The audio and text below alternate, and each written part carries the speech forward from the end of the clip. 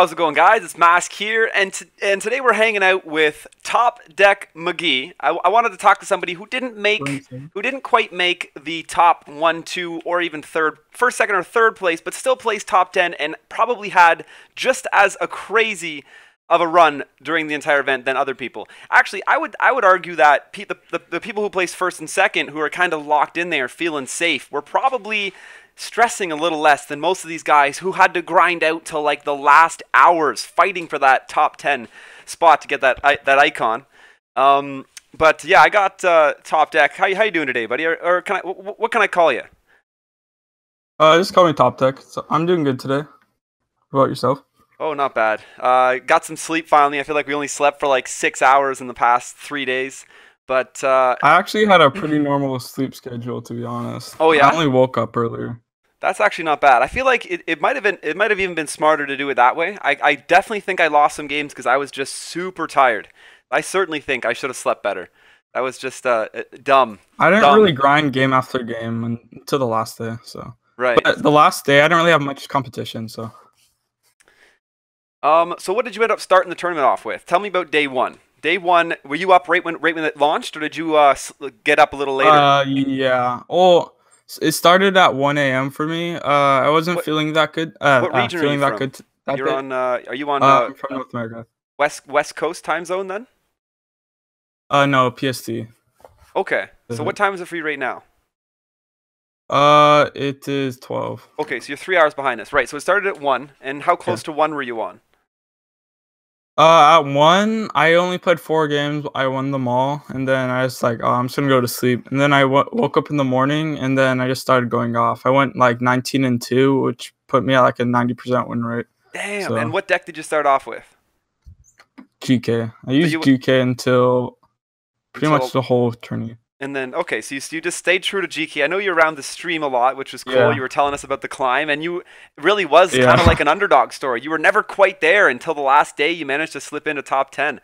But how did you feel? A lot of people were telling me top 10 the first day. Oh yeah? And then did you? I know you fell out of top 10 though, for at least on the second day for a little bit. Yeah, the second day when I woke up, I was ranked 17. So gotcha. And then you had to climb back in.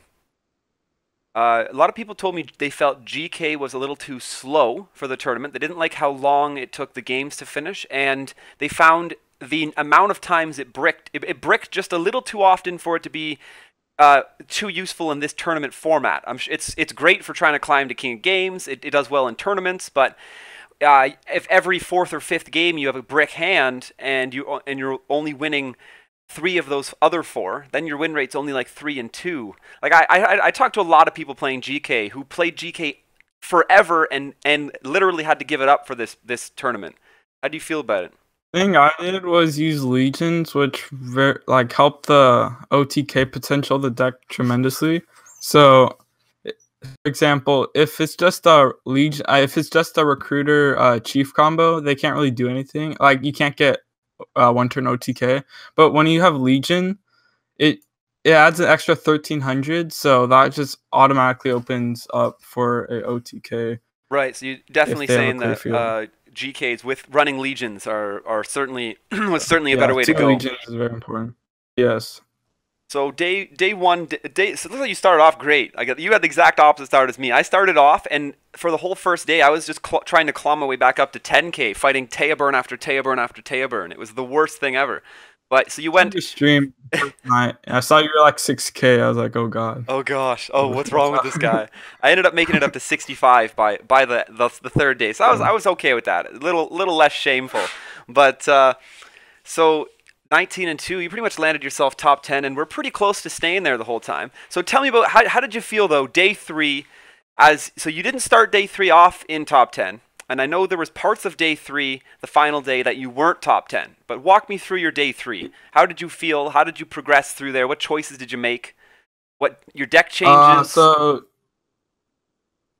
I started off in 12th place at like 70k, I think 70k. I'm pretty sure to start day 3 off. Yeah, so then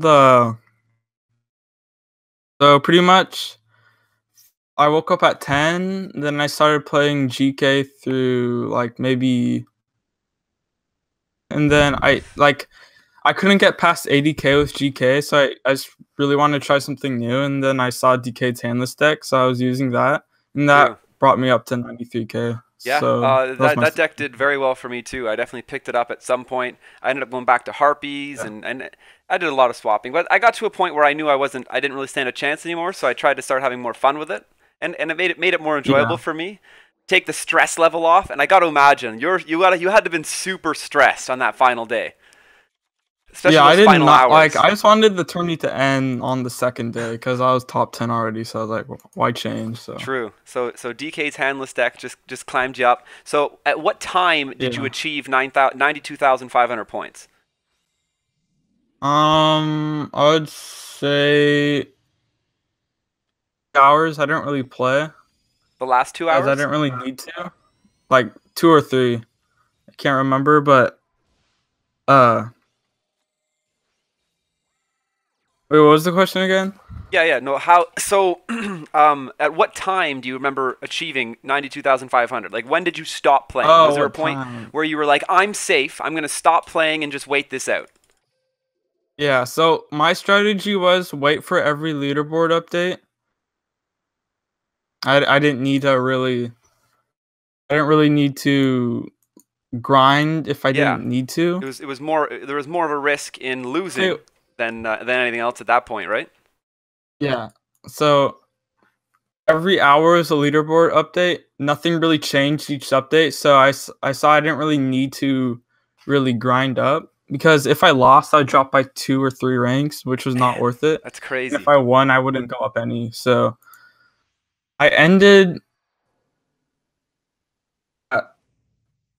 the last update. I was the same place. So an 7th? hour and 30 minutes before the tournament ended, I was at 7th place, And you just so ended up I holding it thought, by not doing anything, and that's perfect. See, I guess there was really no need to risk it for you because 4th, 5th, 6th, 7th, 8th, 9th, and 10th got all the same reward. So you just had to yeah, get any of those. If anything, the only person who potentially would have wanted to play more games was Guns Blazing. He finished 5th place. He could have finished 4th and gotten a little bit better, but at that point, it's still not worth it because the difference is what? An ultra rare, yeah, a super rare. We have most of the ultra yeah, rares and super rares in the game. We've been playing forever. So yeah. that's not it at all. It was the icon. Everyone knows it was the icon. That icon is the coolest thing. You are one of 10 people in North America with that golden I don't know. qualifiers So icon, dude. How does that feel? Honestly, that's where I am the most jealous. that was amazing. Oh, that like I know every that's the only time thing I really wanted. every time you go into a duel now, it's like you click Q and it's like you just sit there. You just sitting there with your hands on your hips, huge smile on your face, waiting for the guy, and you know the second he loads into that duel and he sees that icon, oh shit.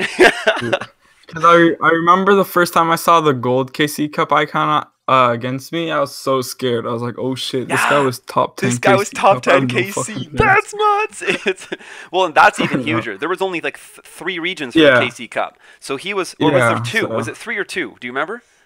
I'm pretty sure it was America, Europe, and Asia. I'm pretty So sure. there was 3 So I'm regions. pretty So sure only that's it. 30 people in the entire game have that symbol. And yeah, man, that's But the problem with that was a lot of Asian players went into North America, so it was a lot tougher. yeah, fair Mm, enough. No, it yeah, and that's being said, I mean, with how small the decks are in Duel Links, there isn't a lot of opportunity for getting super creative with your decks. You see a lot of the same decks, less customization than you would in a 40 card format. So it can be argued that yeah, it doesn't make as much of a difference having the regions overlap. Everyone's still as good as they can be, but yeah.